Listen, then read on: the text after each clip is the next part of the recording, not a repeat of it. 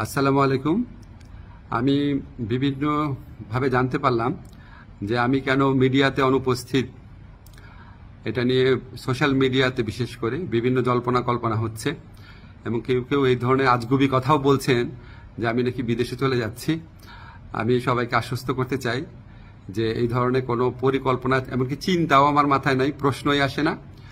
আমি মনে করি এই ধরনের গুজব, গুঞ্জন এবং আজগুবি বিভিন্ন তথ্য যারা ছড়াচ্ছেন, এটা হচ্ছে আজকে ছাত্র জনতার যে ঐতিহাসিক জুলাই বিপ্লবের মাধ্যমে আজকে যে জনগণের প্রত্যাশা সৃষ্টি হয়েছে সেটাকে বিভ্রান্ত করা এবং জনমনে অহেতুক প্রশ্ন সৃষ্টি করার একটা অসৎ উদ্দেশ্যে করা হচ্ছে।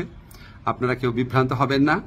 আমি কয়েকদিন আগেও পত্রিকাতে ইন্টারভিউ দিয়েছি, তবে এটা ঠিক আমি একটু মিডিয়াতে কম আসছি কারণ আমার অনেক কাজ এবং আমার কাছে মনে হয়েছে যদি আমার কার্যক্রমে যদি কোনো অগ্রগতি হয় সেটা আমি জানাবো। অহেতুক এখন তো আমি আর টক শোয়ের মানুষ না, এখন আমাকে কাজ করতে হবে, কাজটাতে বেশি কনসেন্ট্রেট করতে হবে। তো আমার প্রবাসী কল্যাণ মন্ত্রণালয় এবং আইন মন্ত্রণালয় দুই ক্ষেত্রেই কিছু অগ্রগতি হচ্ছে। অল্প কিছুদিনের মধ্যে আপনাদেরকে অগ্রগতিগুলো জানাবো।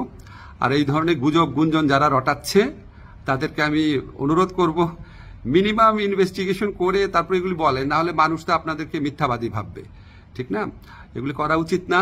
বাংলাদেশকে একটা নতুন বাংলাদেশ গড়ার জন্য, রাষ্ট্র সংস্কার করার জন্য আপনারা বরং পজিটিভলি আমাদেরকে সাজেস্ট করবেন, ভুল হলে বলবেন। একদম সম্পূর্ণ আপনার আজগুবি, একদম অবিশ্বাস্য, অকল্পনীয় তথ্য এগুলি দেওয়া তো কোনো মানে হয় না, এটা এক ধরনের চরিত্র হননও। তো এগুলি করা ঠিক না। আপনারা আশা করি সকল বিভ্রান্তির অবসান ঘটবে আমার বক্তব্যের মধ্যে দিয়ে। সবাই ভালো থাকবেন। ধন্যবাদ সবাইকে।